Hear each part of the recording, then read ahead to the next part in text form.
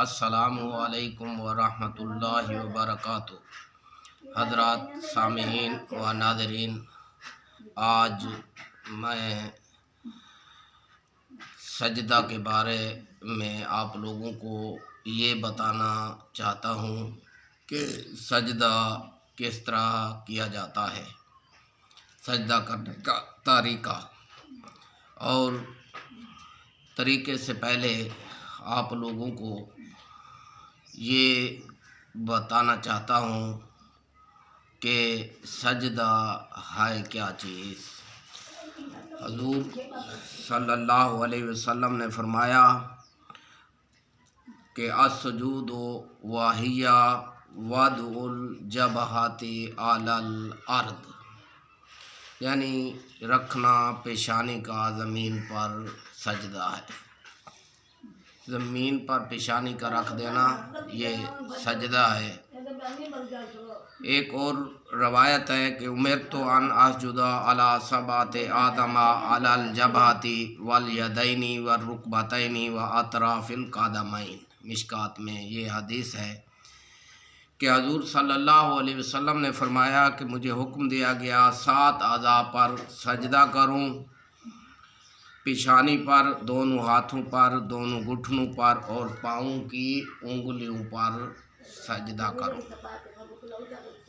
تو اب سجدے کا آسانی کے ساتھ اپنی زبان میں آپ لوگوں کو طریقہ بتانا چاہ رہا ہوں کہ سجدہ جب انسان کرتا ہے تو سب سے پہلے گھٹنے زمین پر لگاتا ہے، اس کے بعد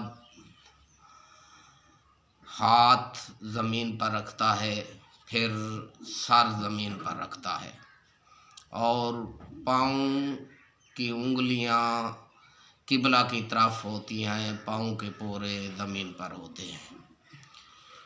ایک فقہی مسئلہ سماعت فرمائیں، 3 انگلیوں کا قبلہ کی طرف ہونا اور ان کے پورے زمین پر لگے رہنا یہ واجب ہے، اور 1 انگلی کا زمین پر لگے رہنا یہ فرض ہے۔ اگر سجدہ کی حالت میں 1 انگلی بھی زمین پر نہ رہی، دونوں پاؤں زمین پر سے اٹھ گئے تو نماز باطل ہو جاتی ہے، نماز انسان کی ختم ہو جاتی ہے۔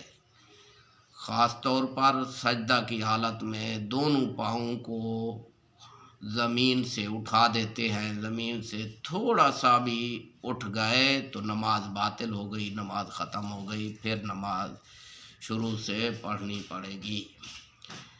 تو زمین پر سر جب رکھتے ہیں تو سب سے پہلے ناک رکھتے ہیں، پھر پیشانی رکھتے ہیں۔ تو جب سجدے سے سر اٹھاتے ہیں تو سب سے پہلے پیشانی، پھر ناک، پھر ہاتھ، پھر گھٹنے زمین سے اٹھائے جاتے ہیں۔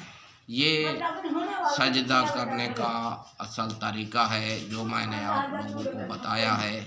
تو انشاءاللہ تعالی آئندہ ویڈیو میں سجدے کے آپ لوگوں کو فضائل بتاؤں گا۔